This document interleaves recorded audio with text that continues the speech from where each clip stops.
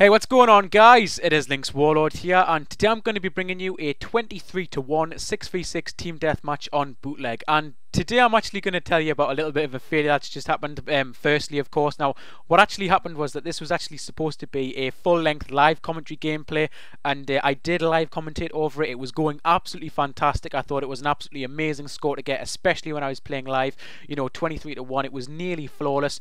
I had the camera set up. I had the headset set up. It was going fine. I even tidied my bedroom so it would look good in the background behind it, and it went fantastic. And basically the camera stopped working. The camera battery died about halfway through. I didn't realize that it had actually died because it was still on, but it just didn't choose to record. It recorded half of it, and it was an absolute failure, guys. I'm really gutted about it. There was some really good tips and tricks in there. Live commentating, it was what I was thinking about at the time. I had topics picked to talk about. I took the feedback from the last one, so I'm pretty gutted about that, guys. But anyway, it is LynxWarlord here, guys, and today we're going to be playing some bootleg 6v6, and I'm going to actually be talking about what I was doing and how I managed to get a nice little score in Team Deathmatch. Now, the good thing about bootleg is that it's a really easy map to predict the spawns, because the spawns on this map are actually the best out of any other Modern Warfare 3 map, I find. They're really easy to control, and the reason that they're really easy to control is because there's lots of places you can be where there isn't a spawn.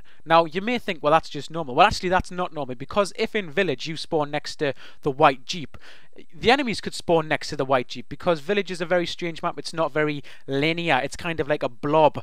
You know, there's people spawning all over the place. But with bootleg, the spawn's really easy to watch. There's a spawn just to my right, and there's a spawn just up there, and there's a lot of action that happens right in front of me. This is really easy, and you'll see all I keep doing is I keep ducking, dodging and changing, ducking, dodging and changing, or whatever, to all these different head glitching sites, and this makes it really easy for me to pick off enemies and to get a hell of a lot of kills. Now, I used to upload videos on bootleg quite often to my channel, and I think that was before I hit 1,000 subscribers, and people used to love them because I used to make it so easy for people to get so many kills on bootleg, because it was such an easy map to do so very well on. Because you'll see, especially with Marksman as well, Marksman just lights those enemies up so easily. And the best thing about it is as well is that because you know where your team are, because you can see your team on your map, you know which spawn the enemies are going to be at. Like, for example, you can see my team have just spawned to the right of me here, so I know the enemies are going to be ahead and up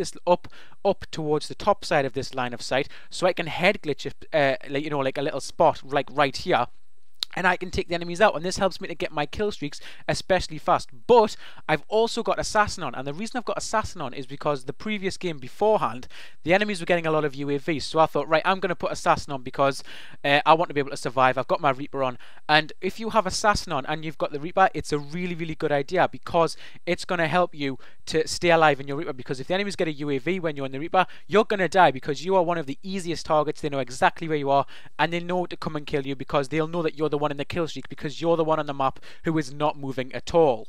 And now, throughout this video, guys, you may have noticed that I never used the other side of the map. I never went over there. I was never really aggressive. You know, I was always in a position to win my gunfights, which is why I managed to get my high kill streaks.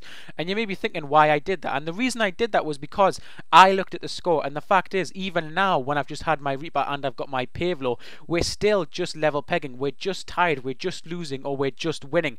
That's a real nightmare. So if you're in a position where you're a player who is able to get these kill streaks, if you know how to play defensively but without completely camping, then that's really good. Now, I'll touch on the difference between defensive play and camping in a different video, but just to quickly summarize it up, a camper is someone who hides behind a doorway or something, aiming down sights, not moving for the full game. Campers are very easy to kill once you've been killed by a camper once, because they'll be in the same position and they're just really easy to get. A defensive player is someone who takes defensive positions, gets in them, kills you, then moves forward or pushes back to a position where he can predict that you're going to come and kill him, so he's going to be in a position where he can then kill you because he knows that you're coming to kill him. Now, if that makes any sense, guys, then you're definitely one-on-one with me here, and you know exactly how to play the game, because it's very effective. And the reason defensive gameplay is so effective is because there's so many rushers and so many people who don't have the time to be defensive. But this is the reason I managed to win the game. I managed to win Team Deathmatch because I was you know, taking advantage of the players who were just running around using their shotguns as well. That's another reason why I played defensively. There was people who were just running around with their shotguns, which made it really difficult for my team. My team lost a lot of their kill streaks because they were getting killed by shotguns. So what did I do?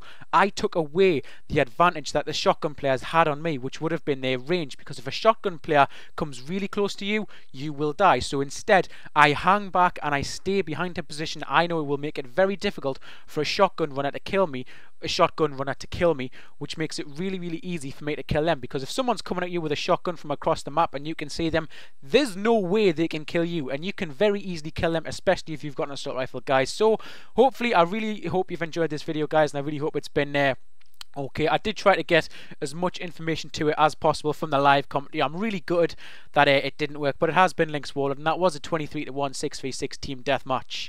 But also, guys, if you'd like to see some more of my recent content, I'll put some video annotations on the screen right now. Go and check those out. On the left will be a Q&A video that you can comment and leave some questions and answers on, and I will then answer them in a Q&A video. And on the right will be a high kill streak tutorial for if you want to get your really high kill streaks in Modern Warfare 3. Don't forget to subscribe, don't forget to favourite and like the video, and follow me on Twitter if you guys want to keep up to date. My name is LynxWarlord, and I will catch you guys in the next video.